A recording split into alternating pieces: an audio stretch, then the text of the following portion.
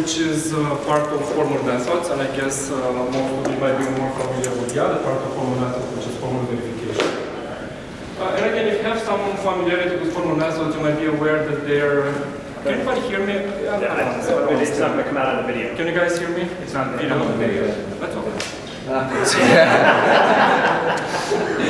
You might also know that they're notoriously bad with dealing with uncertainty and dealing with unmodeled dynamics. On the other hand, I hope most of you in the audience agree that formal methods are important in controls and robotics because they come up with proofs of correctness, so in safety critical applications you might want to use them. So now, the question is how can we make them robust or resilient? And robust or resilient, I guess, in the way that was defined in this workshop. So here's a short outline of my talk. Very briefly, I'm going to kind of define traditional formal synthesis, and then I'm going to very briefly say a few words about probabilistic formal synthesis, which kind of has a flavor of bringing robustness into the picture. But then eventually, this is what I really want to focus on, which I call quantitative formal synthesis. And a few words, actually just a movie to show you how we can actually bring formal methods into reinforcement learning into something that I think it's useful. So the goal of formal synthesis is to design, control strategy, or build a system that's correct by design, by specification. And specifications are rich temporal logic specifications like this ones. So this is a robotics application. Say I have a robot that can move in this environment, which is partitioned. And some of the regions are labeled because they're more important. Like, for example, this one is a base, these are intersections, these are recharging stations, this is a gather region from which I want to gather data, and a dangerous region D. And the specification is to keep on gathering data from here, bring it back to the base, and I want to make sure that in between consecutive visits to the base, I recharge and I get the data. And I always avoid this one.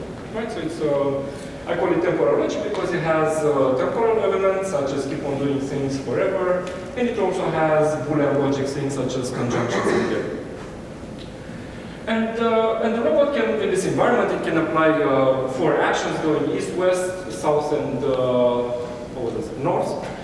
And I also assume that there is it has unreliable sensors and, let's say, brakes. Like, for example, if it's at the base and it drives east, it cannot really guarantee that it's going to stop here or here. You might end up in either of those, and there's no way that an a priori can say where it's going to stop. And I'm also going to assume, at least for now, that this is a purely non-deterministic phenomenon in the sense that the robot does not have any statistics about this uncertainty. It's not like with 30% probability it's going to stop here and 70 there. It just doesn't have any statistics about this. And again, the goal is to generate a strategy, a control strategy for the robot such that this is satisfied, given that we have that sort of non-deterministic behavior due to noisy samples. So how do we solve this problem? First of all, we write down a mathematical model for the motion of the robot in the environment. This is some sort of a state transition graph called the transition system. So the states represent the regions, and they're labeled accordingly to things we're interested in. And maybe, let me connect really quickly so it doesn't ask me again.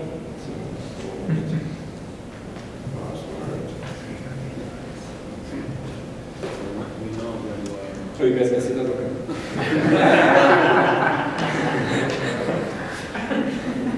All right, so we're done with this. And the most important thing to notice is the non-determinism phenomenon that I was mentioning. Let's say that I'm here, the robot applies the east action, but it can end up either here or here, and there's no way to figure out where it's going to end up unless it takes some measurements after the fact. And this fact translates to we can formalize it as a formula. In this case, this is a formula of linear temporal logic. Again, if you're not familiar, it's more or less easy to come up with a description like this. It tells you exactly what that one tells you. And then I'm going to take the formula and I'm going to map it to an automaton, which accepts the language satisfying the formula. So language is a set of words. So all the satisfying words are accepted by this automaton. I guess most of you are familiar with finite state automata, where the acceptance condition is trivial, you end up at the final state. In order to deal with high expressivity in temporal logic, you have where there are more sophisticated automata, such as Rabin or Buki.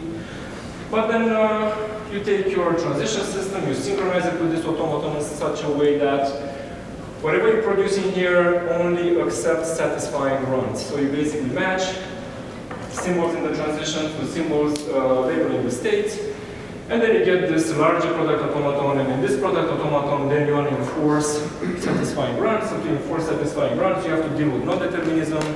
Then to deal with that, you play a game, which in the most general case is a robbing game. Then you produce a control strategy, which looks, in this particular case, exactly like this. It's called an automaton-based strategy. Basically, you start at a certain internal state of your controller, and then you, depending on the state of the system, you tell it to apply a certain action. After the action happens, no determinism is solved here. There's no way I can know what's happened here, so I need to have the information where it ended up, feed this information here, apply another action, play a game, and you win. It's a complete algorithm, you're guaranteed to win. Doesn't matter how the spec looks like. It's very complex though, but that's a different story. And more recently, there have been results showing how to do formal synthesis for continuous space, continuous time, continuous space discrete time systems, such as x dot equal to f of x and mu. You have to deal with this error in here, which is abstraction. So the question is, how do I build something that looks like this, finitely many states, finitely many actions, that is equivalent with something that looks like this? Then there are notions of simulations, B-simulations. You introduce a lot of conservatism when you do this. To build something equivalent, you introduce actually a lot of conservatism in the problem. But then eventually you map the problem to controlling this from this, which is a complete problem, and you came up with a game solution. So just to give you an idea of how far you can push this, again, very conservative solution, 12-dimensional, continuous space, continuous time, quadrator. The abstraction process basically involves solving a bunch of input-output linearization problems to map the 12-dimensional space all the way to like a 2-dimensional output space, which is small enough so you can cut it into pieces. You partition, produce a partition quotient, and then if you're careful enough to design controllers in here in such a way that you have an equivalence between this and the quotient, then you solve the problem. Very conservative, right? Because of the abstraction process and then because of the size of the partition. You would reduce conservatism, you would cut the partition smaller, but that increases complexity and so on. All right, so what are the limitations? What are the problems with this approach? As far as this workshop is concerned, maybe the most important one is lack of robustness or lack of resilience. So these types of procedures produce yes/no answers. So I input the system and the spec. If I get a yes answer, it gives me a control policy. I don't know how robust that control policy is. The satisfaction might be at the brink of satisfaction. If there is a little bit of uncertainty, I actually violate, but I don't know that. Or even another problem is that, let's say that my algorithm produces a no answer, it tells me there is no strategy, but I might actually be close to satisfaction, I might be fine with that. Right? So the question is, how do I deal with these issues?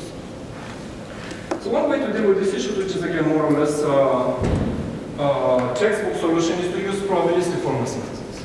So again, a robotics example, very similar to what I showed you before, but this time let's say that I'm willing to measure some statistics from my systems and then exploit them when I solve my problem.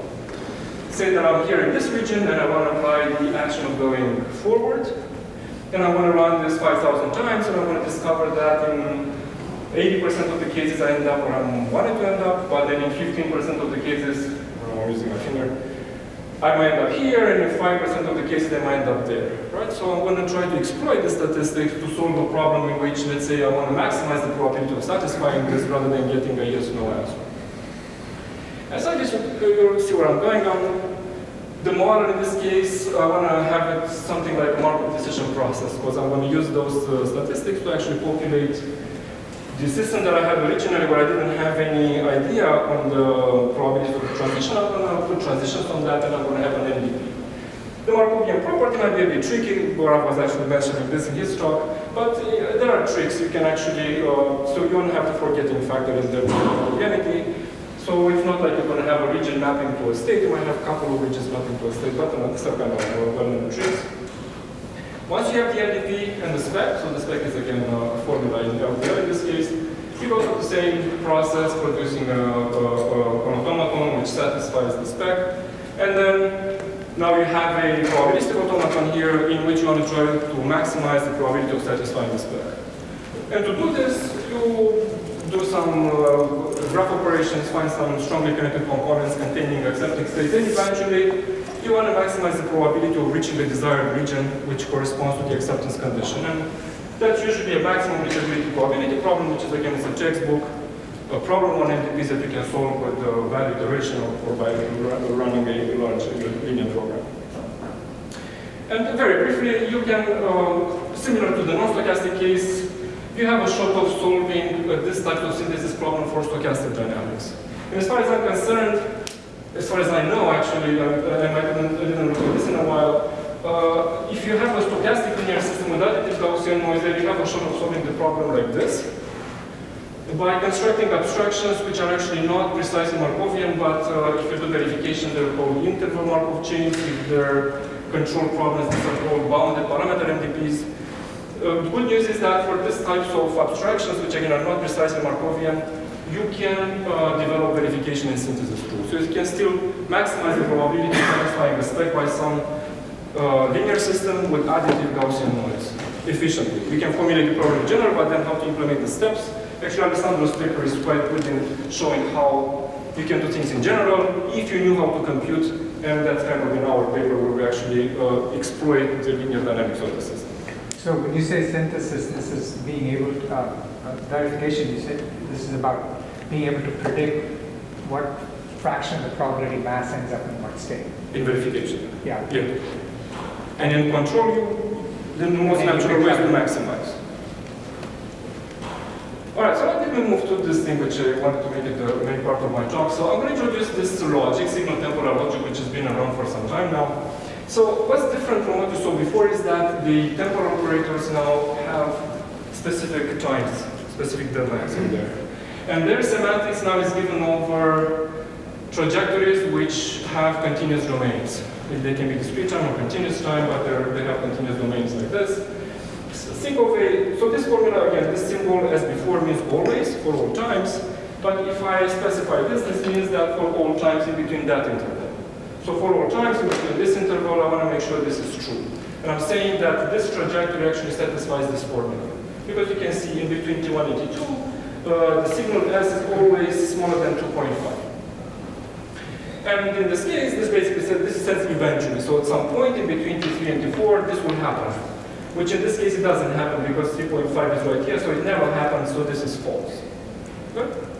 And I can make a little more complicated formulas by using Boolean operators, like for example, this one is false because even so this is true, this one is false, so this overall formula will be false, right? So I can combine temporal operators with Boolean connectors to get formulas like this. So what I showed you so far here is what is called the Boolean semantics of the logic, or the qualitative semantics of the logic, which is very similar to what I showed you before. A formula can be either true or false. But what's really cool about this one is that you can actually define quantitative semantics. I can actually now associate a number quantifying satisfaction, and also for violation. So you have this, so again, this is the quantitative semantics of the logic, also called robustness. So now given a formula and a trajectory, I can define a function rho, which would give me a number telling me how good I'm satisfying or how bad I'm satisfying. So this is a very intuitive definition of this. Say that I have a predicate like this one, 5 larger than 3, right? That's always, it's a Boolean predicate and it's of course true. But rather than looking at the Boolean semantics of this predicate, 5 larger than 3, which is true, I'm going to say that I give it a truth value of 2. Because this is how true it is. 5 is larger than 3 by 2. So 2 tells me how true it is. Good? So that's a quantitative semantics. This predicate in Boolean semantics is false. But I want to say it's -1 false, because that's by how much I fail. And then I can easily add Boolean connectors to connect predicates like this and compute robustness in a very intuitive way. This is conjunction, so I'm going to take the minimum of the robustness of the individual predicates. If I have this junction, I'm going to take the maximum of the robustness of the individual predicates. And I can easily define now robustness for formulas containing predicates like this, where I have temporal operators. So this is always in between T1 and T2. So So basically, I'm going to look at the robustness of this predicate at each time stepping into this interval. And in this particular case, I'm going to take the minimum, because always means for all of them. So it's a conjunction. So very similar to the case before, I have to take a minimum. Same here, I can define the robustness of, and the robustness is 0.01 here, because this is where the worst case scenario happened here. You cannot see it, but let's say there's a 0.01 gap in there. So it is satisfying, but it's satisfying by this much. And I can define robustness for the eventual operator. So eventually again means at some point it's going to happen, which is like a disjunction. So I'm just going to do the maximum. And this gap in here, let's say it's 0.2. So this is how much I'm violating by 0.2. Good. So I just need another more ingredient to define a useful problem. So I guess most of you are familiar with this. I'm not sure, maybe Sanjit remembers. I guess first time we saw this was in like Alberto's Bencorad around 30 years ago paper where they, so the question is how to map a Boolean satisfaction to linear equalities and inequalities. Or Magnus, I don't know, you guys remember? That's what I remember I saw it the first time, right? It's my way of involving the audience. So let's say that I have some predicate, a Boolean predicate A. And then to it, I'm going to associate a binary variable which can take value 0 for false, value 1 for true. And then A and B is true if and only if this system of linear equalities is satisfied, right? And then if I want to say A or B is true, this is equivalent with this linear inequality in the corresponding binary variables. And now I can add temporal operators to it. So the question is, how can I map this formula to some sort of inequality in binary variables corresponding to the predicates, right? So if I have something like this, then I'm going to have to define one binary variable for the truth value of the proposition at each time in this time step. And this one says eventually this is true, so at least one has to be 1. So this means that this sum has to be larger equal than 1, right? At least 1 is 1. So again, I don't like Boolean. I'm going from Boolean to arithmetic, to whatever, to algebra. I want to have this. So this is discrete time? This is indeed discrete time, yeah. And again, there's nothing new here. I'm really glad I should give references here because this idea has been around forever. Actually, not this one. This was not around forever. This is actually a paper by, I think I mentioned the paper. I'm pointing to Sanjit, by the way, sitting in the back. Okay, so now the last piece that I need, again, to formulate building pressure here, to formulate an interesting problem is how to actually construct these binary variables from specific forms of formulas. So let's say that I have the predicate, right? So before I have the predicate, now the predicate, let's say it's a linear inequality like this. So my claim is that I can map this to a system of, linear system of inequalities like this. And my claim is that this is true if and only if z mu is 1. And it's false if and only if z mu is equal to 0, where m is some Hi, I'm Julie, the Amtrak Automated Virtual Travel Assistant for help on our website. I thought there was a question there. Okay, so there is this paper by Vasuraman, and I think Sanjit is part of that too, in which they, starting from this idea, they have a formal recursive way to map general STL formulas of linear predicates to large numbers of linear equalities and inequalities over binary variables, right? So you end up what I call the feasibility part of a mill, right? So obviously I'm going to form an optimization problem eventually, which is this one. So say that I have some dynamics, and I'm going to restrict the dynamics to the most general case of NMD distance for mixed logical dynamics. So basically, it's like a linear system, but you can have logics in there. For example, piecewise affine, right? When you have switches in there. So this is a quite general process system. And I want to minimize some cost, and I want the cost to be linear in controls and states. And then I can have a correctness spec which can be any STL formula as before. Why? Because I can take this STL formula and map it to linear equalities over continuous and integers. Right? So this is going to be like the feasibility part of a mill. This is nice and almost linear. This is linear, so this is a big mill. So I can just solve this problem as a mill. Right? So it's an optimization problem with a correctness constraint mapped to a mill. So I guess the novelty here is optimizing under correctness constraints, right? So there are, that's a quite new problem. There are some results out there, but it's still a new problem. So here are some examples, right? So we solve the MILP and you can get things like this. Who's the chair? It's been a little over 20. What? It's been a little over 20 minutes. Okay. So, Oh, I'm over 20.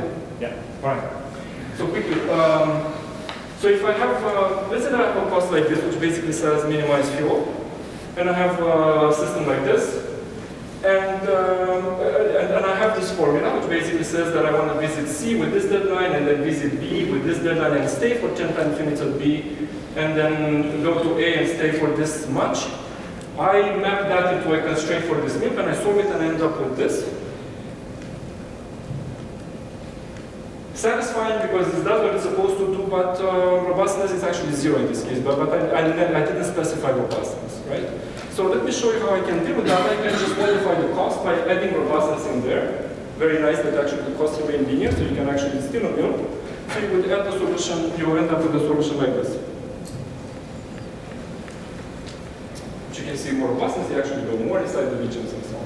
So again, this is kind of a proof of concept here, basically. So I have another version in which you can solve things in infinite time, in a receding horizon fashion. You can even formally define terminal constraints to have the guarantee that you don't mess up your constraint set once you move on to the next horizon.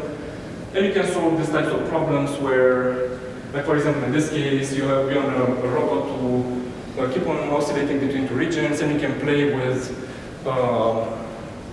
costs in which you can minimize something like fuel, but also you can automatically check infeasibility, and if you have infeasibility, then you increase robustness, so you can actually have this nice way of weighting the correctness versus optimality. Right, so I think this is what I wanted to get, because it kind of summarizes this idea. So what I showed you is that you can bring correctness, which is from formal methods, as constraint into an optimization problem which comes from control. And also you can tweak it to make it robust. So if you remember what I did, I took the robustness and I put it inside, so the quantitative measure of the logic was used in the cost to ensure robustness, while the Boolean satisfaction of the formula was used as a constraint in the optimization problem. So I think that's a good conceptual trick to achieve robustness here. All right, so I'm going to end up here. I'm just going to show you a cool movie showing how you can actually do reinforcement learning with temporal logic constraints. I'm done. So let's say that I have, so this is by the way the benchmark from Peter Bills. He had a paper in which he published some benchmarks for reinforcement learning.